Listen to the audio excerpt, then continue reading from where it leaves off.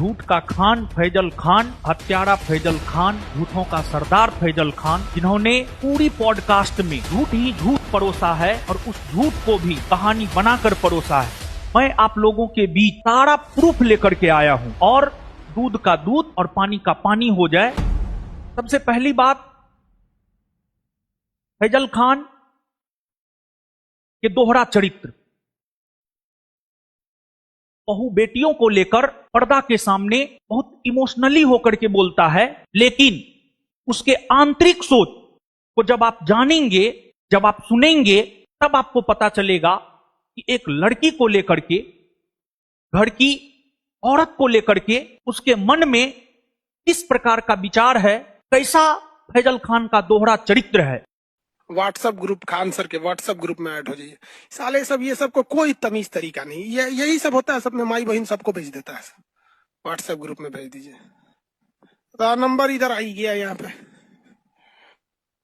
आज इनका अच्छा से इलाज करा देना। ठीक है, दुद्दू को बैच में ही बोला है।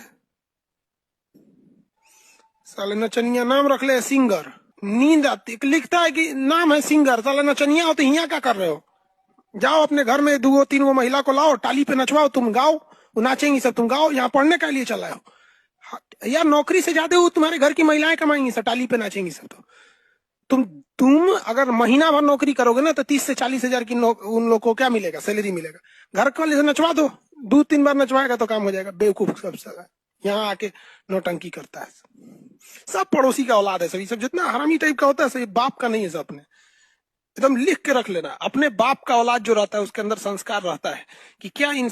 यहां देखिए, इन्हें रेट तक पता है कि अगर 2-3 दिन नचवा लिया जाए घर की बहू बेटी को, तो एक सरकारी जॉब में जितना पैसा मिलता है उतना उसको मिल जाएगा। ये किस बात की ओर इशारा करता है, आप स्वयं सोचिए। दूसरी बात, एक शिक्षक की अपनी एक मर्यादा होती है, लेकिन जब आप देखेंगे तो आप पाएंगे इनमें कैसी मर्यादा है, कैसा संस्कार है, कैसा परवरिश रहा है। चाहे मीडिया हो, प्रशासन हो, शिक्षक हो, इन्होंने किसी को नहीं छोड़ा है। वो हरामी है। हम तो साला सबसे कि उस साला भी कमीनों ने, साले कमीना हरामी आदमी भविष्य को देख। हमने तो इतिहास में स्वामी विवेकानंद को पढ़ा है। स्वामी विवेकानंद ने कहा है, हम जो भी हैं, जहां के भी रहने वाले हैं, जिस भी धर्म के हैं, हमें उस पर प्राउड फील होना चाहिए, हमें उस पर गर्व होना चाहिए। लेकिन लगता है फैजल खान इस पूरे संसार का एकमात्र ऐसा व्यक्ति है जिसको अपने नाम से नफरत है, जिसको अपने धर्म से नफरत है, जिसको अपने राज्य से नफरत है। आज जिस व्यक्ति को अपने राज्य से नफरत है, कल उस व्यक्ति को अपने देश से भी नफरत हो सकता है। स्वामी विवेकानंद का अमेरिका के शिकागो का भाषण बहुत लोकप्रिय हुआ, तो क्या स्वामी विवेकानंद अपने आप को कहने लगेंगे कि हम अमेरिकन हैं? स्वामी विवेकानंद ने अपने उसी भाषण में इस बात का जिक्र किया था, मैं भारत का नागरिक हूं और भारत एक गुलाम देश है, लेकिन उस गुलाम देश के नागरिक होने पर भी हमें गर्व है कि उस भारत देश ने विश्व के सभी सताए गए लोगों को शरण दिया है।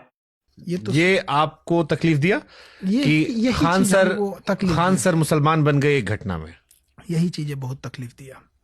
देखिए, इन्होंने अपने पॉडकास्ट में केस का सारा फाइल लेकर के आया, लेकिन इन्होंने जो फर्जी रेवेन्यू ऑफिसर बनाया, इनकम टैक्स ऑफिसर बनाया, इन्होंने दावा किया है कि हमने उस पर केस किया है। आपको फाइल लेकर के आना चाहिए था, केस का फाइल लेकर के आना चाहिए था। और ये जो रेवेन्यू ऑफिसर था, इनकम टैक्स ऑफिसर था, इस पे हमने केस किया है। ये 1 नंबर का धूर्त और कमीना हरामी आदमी है। देखिए, इन्होंने अपने पूरे वक्तव्य में प्रिंस पर जितना हो सकता है, उनसे जितना संभव हो पाया, झूठा आरोप उन्होंने लगाया है। प्रिंस एक समाज सेवी था, कोचिंग का डायरेक्टर था, कोचिंग का एक प्रकार से मैनेजिंग डायरेक्टर था, मेरा भाई था। कुछ भी होता था, जबरदस्ती उसके नाम को किसी भी केस में जो है केन प्रकारेण डाल दिया जाता था। देखिए, जो FIR होता है, फर्स्ट इंफॉर्मेशन रिपोर्ट, FIR किसी पर गलत भी हो सकता है। प्रधानमंत्री, मुख्यमंत्री, इन लोगों तक पर झूठा FIR हुआ है। 2 जून की घटना में जो हमारे ऊपर जो FIR हुआ है, वो भी झूठा FIR है। FIR किसी को दोषी या निर्दोष नहीं बताता है, बल्कि माननीय न्यायालय का जजमेंट किसी भी व्यक्ति को दोषी और निर्दोष बताता है। यहां पर आप देख सकते हैं, जिसको लेकर इन्होंने कहा इस केस को लेकर उम्र कैद की सजा हो सकती है, इस वजह से वो नेपाल गया। लेकिन फैजल खान, आपने जो 2 जून को